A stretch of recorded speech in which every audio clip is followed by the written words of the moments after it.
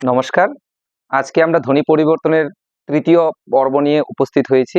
আমরা ইতিমধ্যে ১ number, ২ number এবং ৩ নাম্বার, আজকে ৩ নাম্বার পর্ব নিয়ে আমরা আলোচনা করব, যেখানে আলোচিত হচ্ছে অভিশ্রুতি এবং বর্ণদ্বিত্ব।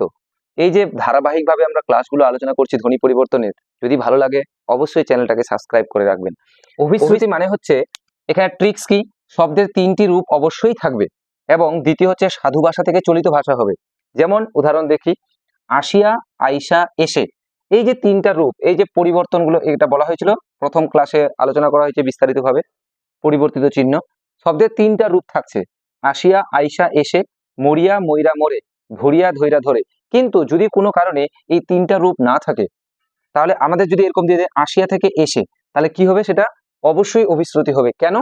কারণ তো বলা হলো যে শব্দের ৩টা রূপ থাকবে, কিন্তু সেখানে তো 2টো রূপ আছে। তাহলে ধরার নিয়ম কি, যদি সাধু ভাষা থাকে, যেমন আসিয়া হচ্ছে সাধু ভাষা, আসিয়া থেকে হলো কি এসে, তাহলে এটা হচ্ছে চলিত ভাষা। তাহলে সাধু থেকে চলিত যে হওয়ার যে প্রক্রিয়া, সেটাই হচ্ছে অভিশ্রুতির ধ্বনি পরিবর্তনের উদাহরণ।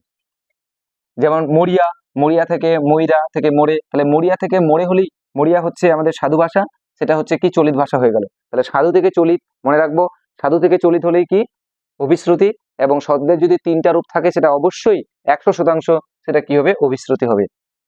চলে আসি পরের টপিক, বর্ণদ্বিত্ব। এখানে ট্রিক্সে রাখা হয়েছে বর্ণদ্বিত্ব। দ্বিত্ব মানে হচ্ছে ডবল, ডবল মানে হচ্ছে দুবার।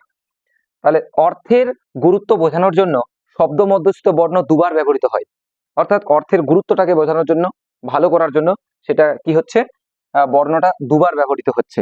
যেমন উদাহরণে, সকাল থেকে সকাল, সকাল থেকে সকাল, এই যে ক আছে এখানে, এখানে কি হয়ে গেল?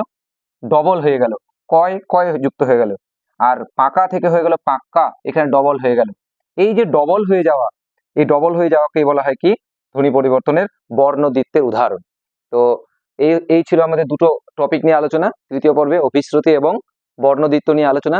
যদি ক্লাসগুলো ভালো লাগে অবশ্যই বন্ধুদের সঙ্গে শেয়ার করবে এবং আমাদের চ্যানেলটির সঙ্গে যুক্ত হয়ে থাকবে। Best of luck.